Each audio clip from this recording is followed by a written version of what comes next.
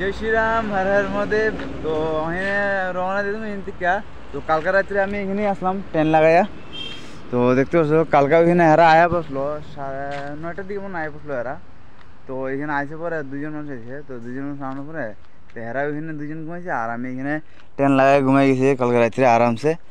আর রাত্রে এখানে আগুন টাগুন জ্বালাইছিল তো লিয়া ভালো লাগছে, মানে এখানে সবাই আসলো তো ভালো লাগছে। তো এখান থেকে আমি সোজা রওনা দিলাম কেদারনাথ দিয়ে, দেখি আজকে পর্যন্ত যেতে পারি। আর এখানে দেখো বান্দর, মানে বান্দর মহারাজা দুইটা বিস্কুট দিছিলাম, ওই বিস্কুটটা খাইতেছে। ওই দেখো ওই দেখো কি ছোট ছোট বাচ্চা। গাইস হরিং হরিং হরিং উপরে আজকে অনেকদিনের পরে দেখলাম হরিংটা। উপরে অনেকটা হরিং আছে।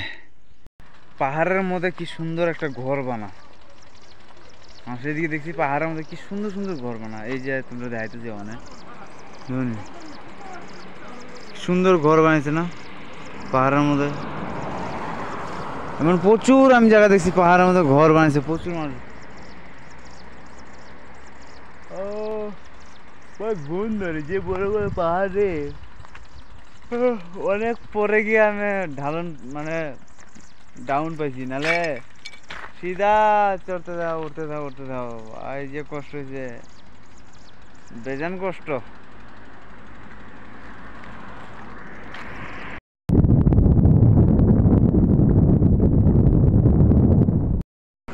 তো এখানে রাস্তাতে চলতে চলতে এক দাদারে পাইলাম যে তাই না অল ইন্ডিয়া করতেছে সাইকেল লইয়া পুরা ভারতবর্ষ, যে নর্মাল সাইকেল লইয়া। এই যে দেখতে পাচ্ছ নর্মাল সাইকেল লইয়া এই দাদায়। ভাই কি কম ভাই, প্রচুর মানুষ আছে এরকম যে নর্মাল সাইকেল লইয়া হাঁটাহাঁটি করে চলাচলি করে। তো কুদ্দুর সময় সাইকেল চালানোর পরে একটা ভালো একটা মন্দির পাইলাম। लगभग 2 ঘন্টা পর্যন্ত চলাইছি সাইকেল, তারপর একটা মন্দির পাইলাম যে শিবের মন্দির।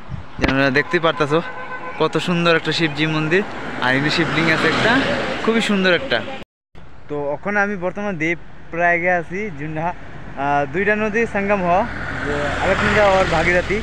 যে এটা দেখার থেকে আমি অনেক মানে কত বছর পরে যে দেখতেছি এটা মানে কমো জীবন ভাবছি না এই যে জিনিসটা দেখতে পারলাম।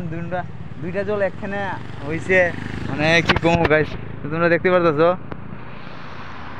দুইটা নদী একখানে হয়েছে, সঙ্গম হইতেছে। আর সঙ্গম হয়ে যাচ্ছে এরপর গঙ্গা নদী হইতেছে।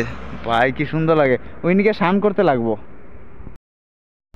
তো অনেক নিচে নামতে লাগবো ওখানে স্নান করতে গেলে সঙ্গম ঘাট স্নান করবো ওখানে গিয়া।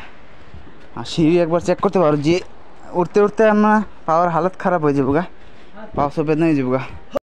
তো জি আলেকজান্দ্রা আর ভাগীরথী এক লগে হয়েছে, আর তারপরে হয়েছে কি গঙ্গা নদী, ঠিক আছে।